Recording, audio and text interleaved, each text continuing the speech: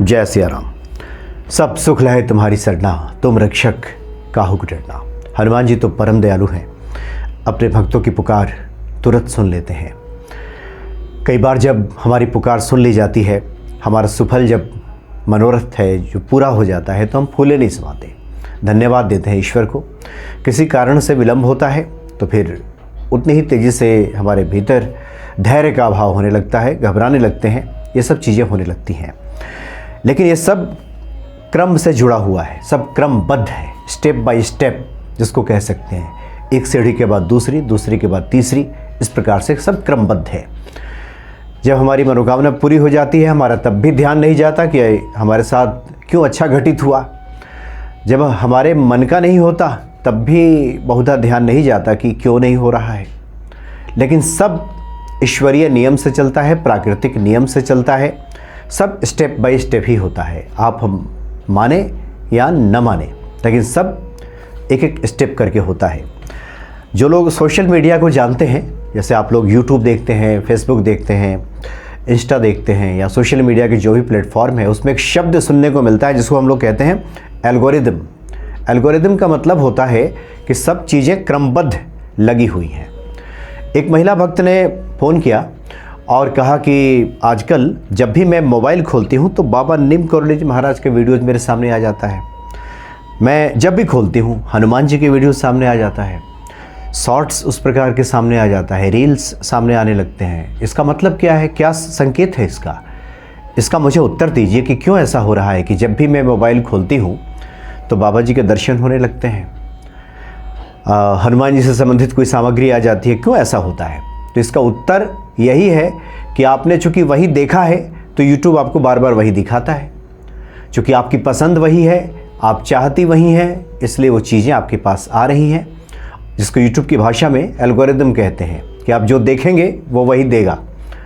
आप अगर उल्टी सीधी चीज़ें देखेंगे तो आप अगले दिन मोबाइल खोलिएगा तो उल्टी सीधी चीज़ें आएंगी।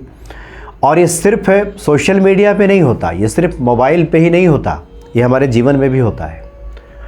मोबाइल के मामले में तो हम समझ जाते हैं कि हम जो देख रहे हैं, जो हम चाह रहे हैं, जो हमारी चाह है, जो हमारी मनोकामना है, वही तो चाह है कि हम चाहते हैं कि इस प्रकार की वीडियोस देखें तो यूट्यूब हमारे पास भेज देता है। सृष्टि का नियम भी यही है, हम जैसा चाहते हैं वैसा ही हमें प्राप्त होता है।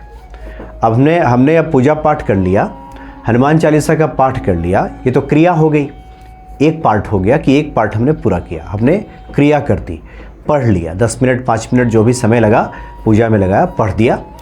और बाकी का समय चाहा क्या, हम विचार किस प्रकार के चलें। तो जो संदेश प्रकृति को हम देते हैं, भेजते हैं, इस यूनिवर्स को, ईश्वर को, हनुमान जी को, वही चीज़ हमारे लिए वो प्रदान कर देते हैं।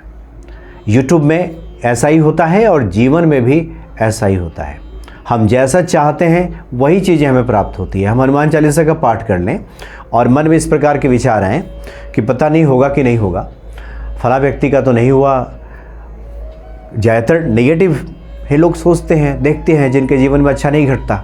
या कई बार हमें असफलता हाथ लगी है तो असफलता से हम इतने डर जाते हैं, भयभीत हो जाते हैं कि अगली बार हम करते भी हैं तो डर बना रहता है कि फिर फेल हो जाएंगे, फिर असफलता हाथ लगेगी।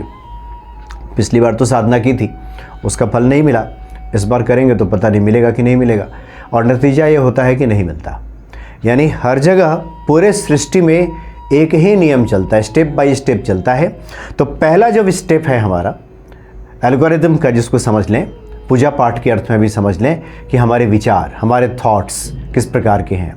जैसे हमारे विचार होंगे, क्योंकि विचारों से ही सब निर्मित होता है। हमने चाहे हनुमान चालीसा का पाठ करें या कोई भी अनुष्ठान करें, हमारे विचार किस प्रकार के हैं सफलता को लेकर के, हम जो चाहते हैं उसको लेकर के। तो जैसे विचार हमारे होंगे वैसे ही हमारी भावनाएं बनेंगी।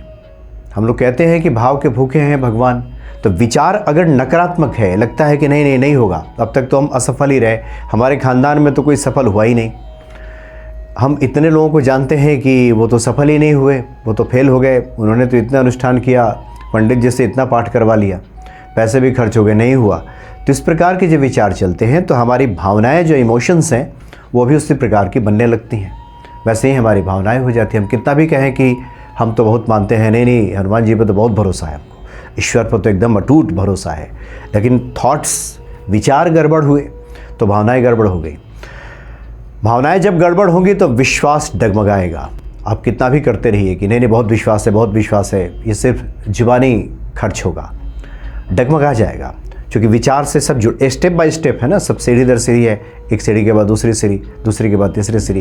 पहली सीढ़ी पे है विचार, दूसरी सीढ़ी पे है भावनाएं, तीसरी सीढ़ी पे है जो हमारे विश्वास है, ये तीसरी सीढ़ी पे है, और फिर तब एक्ट है, क्रिया है। तो हम लोग क्या करते हैं कि शुरू के 3 चीज़ों को ठीक किए बिना, विचार को ठीक किए बिना, अपने भावनाओं को ठीक किए बिना, विश्वास को ठीक किए बिना क्रिया में उतर जाते हैं। क्रिया जो कि आसान है, अब कोई कह दे कि बैठिए हनुमान चालीसा पढ़िए तो ये तो आसान है, किताब पुस्तक मिली, किसी मंदिर में जाइएगा, कुछ किताबें रखी रहती हैं, पंडित जी दे देंगे, पढ़ लीजिए, तो क्रिया तो हो गई। लेकिन उसके पहले के जो 3 स्टेप है, 3 सीढ़ी है, उस पर ध्यान नहीं दिया गया। और ये सब करने के बाद, यानी पहले विचार को ठीक किया, भावनाएं हमारी ठीक हुई, हमारा विश्वास बढ़ा, हमने उसी अनुरूप फिर क्रिया की। अब चाहिए नौकरी, तो हनुमान चालीसा पढ़ लिया तो विश्वास पक्का हो गया है कि हनुमान जी करेंगे तो हम उसी अनुसार एक्ट करेंगे, जॉब ढूंढेंगे, तैयारी करेंगे तो मिल जाएगा। और ये सब करने के बाद एक बहुत महत्वपूर्ण है जिसको कहते हैं, आप खुद को अलग कर लीजिए इससे, जिसको डिटैचमेंट कहते हैं। ऐसा नहीं कि लोग अटैच्ड हो जाते हैं, जुड़ जाते हैं। अब 11 दिन का पाठ किया और फिर इतने उसमें जुड़ गए, जुड़ने का मतलब हो गया कि फल को लेकर जुड़ गए कि अभी तक नहीं हुआ, 4 दिन बीत गया, 5 दिन बीत गया, अभी तक तो कुछ नहीं हुआ, हनुमान जी ने तो सुना नहीं, यानी उसी में लगे रहते हैं। आपने किया और फिर वो ईश्वर पे छोड़ दें, इसको डिटैचमेंट कहते हैं। जब तक उस बात से खुद को अलग नहीं करेंगे तब तक जो सृष्टि का एल्गोरिदम है ये काम नहीं करेगा। हम अगर नकारात्मक चीज़ें, संदेश भेजेंगे तो वैसे ही वीडियोस मेरे पास आएंगे, वैसे ही चीज़ें हमारे पास आनी शुरू हो जाएगी, चाहे हम कुछ भी करते रहें। तो इसलिए सभी स्तरों पे आवश्यक है कि आप करें। इसलिए जो लोग वीडियोस देखते हैं जिस प्रकार के, उसी प्रकार की चीज़ें, उसी प्रकार की वीडियोस उनको देखने को मिलता है। तो अगर आप बाबा नीम करोली जी महाराज दिख रहे हैं तो शुभ संकेत है कि आपके विचार, आपके चिंतन, आपका मनन बाबा के प्रति है, हनुमान जी के प्रति है। तो जो सृष्टि है उसी प्रकार की वीडियोस आपके पास भेज रहा है, क्योंकि आपको वही पसंद है। अगर आपको दुख पसंद है, दिन भर दुख का संदेशा भेजते रहें कि बहुत दुखी हैं, बहुत दुखी हैं, कहाँ कोई सुख है, संसार में तो सब लोग दुखी ही हैं, रोग है, ये है, वो है, दुनिया भर के नेगेटिव चीज़ें अगर आप ये प्रसारित करते रहेंगे तो फिर सृष्टि जो है, उसका एल्गोरिदम है, आपको वही चीज़ें उधर से भेजता रहेगा कि इस आदमी को तो यही पसंद है। इसलिए इस बात पे ध्यान देने की आवश्यकता है कि हम अपने विचारों पे नियंत्रण रखें। विचार हमारे अशुद्ध ना हो, विचार हमारे नकारात्मक ना हो, विचार हमारे अगर शुद्ध रहेंगे, पॉजिटिव रहेंगे, तब उसके बाद जो हमारी भावनाएं हैं, इमोशंस हैं, वो ठीक होनी शुरू होंगी, हमारा विश्वास बढ़ेगा, हम क्रिया करेंगे और उससे खुद को फिर अलग भी कर लेंगे और फिर हनुमान जी में नेह लगाए रखेंगे, फल की चिंता नहीं करेंगे। तो निश्चित तौर पे जो हम चाहते हैं वो सब प्राप्त हो जाएगा, क्योंकि हनुमान जी बहुत दयालु हैं। अगर सही वे में व्यक्ति उनकी आराधना करे, इन बातों को समझ करके, इन प्राकृतिक नियमों को समझ करके, तो इसमें कहीं कोई दो राय नहीं है कि उस व्यक्ति की मनोकामना पूरी ना हो, बहुत जल्द पूरी हो जाती है। जय सिया राम।